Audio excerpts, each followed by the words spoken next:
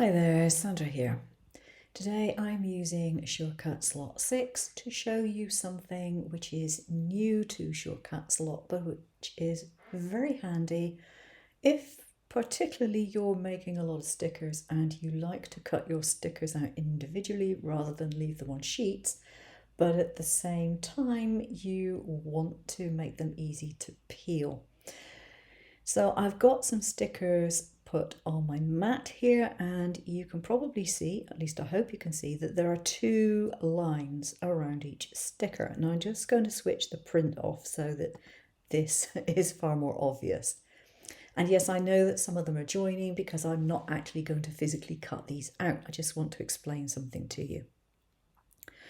So the idea is that we cut the red lines completely through the paper, the backing, the whole lot, and that this black line has a lower pressure and is therefore kiss cut. Basically, kiss cut means to cut through the top layer, leaving your backing layer in place. So in other software, this can be quite difficult to manage. In Shortcut Slot, it is pretty easy these days. What we have over here are cut settings, and you can see I have a cut line type which says score. And if we come to the cutter settings here, and you can see I've got it set up to WYSIWYG or WYSIWYG, and I've got use software speed and force. That is important. But here you can see that I've got my cut line set, and I've got a force of 20. Now I could put it up to say 40 or 30, whatever's going to cut through my particular medium. But then I have a score force label on here as well. And if I set one of these layers to score, like I have over here, then it's going to automatically use the score force for that layer. So it will see that you have one pressure or one force set for your outer cuts, and then a different one for the other layer, which you only want to kiss cut. And so you just send it to your cutter and off it goes, it does it, and you have your two different cuts. Now, obviously, you need to have some idea of what your settings are for your material. So I do recommend that you do a couple of kiss cuts on your material first, make a note of the settings for future use, and then you'll have a pretty good idea of what settings you need to use at a later date. But that makes it very easy for you to do. Now, personally, I don't cut through my sticker backing if I'm making stickers.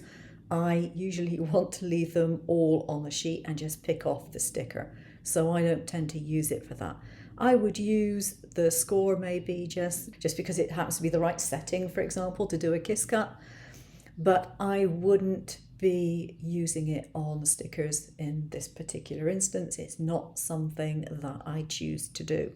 But if you do want your stickers individually cut out, you can do it. Now, a word of caution, obviously, if you're doing this with your stickers, you need to have them spaced far enough apart that you don't get this effect.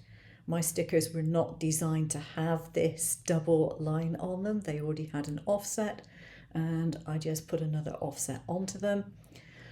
So you do need to make sure your stickers are spaced far enough apart that your lines are not going to collide. Other than that, easy peasy, job done. The most likely thing that I would be doing with Scorelines, and I'm just going to get rid of my print and cut registration marks there, is if I'm making a greeting card, and I would literally just draw my greeting card shape, select that, and give that whatever cut I wanted.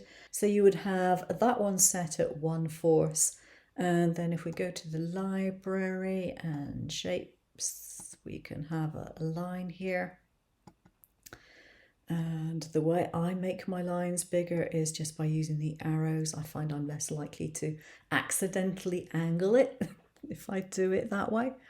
So I would have my line, and I generally change my score lines to a bright pink so that I know they are supposed to be scored. Select both of them, use the position and size to center it to the selection. And then this one here, I would select, I would go to my wrench and I would click on score. So that one would come up with my score setting rather than a cut. But that's the way I would probably use it the most, as score lines for either cards or boxes, those sorts of things. So there we go. That is the scoring function and how it can be really, really useful and is easy enough to operate in Shortcuts a lot.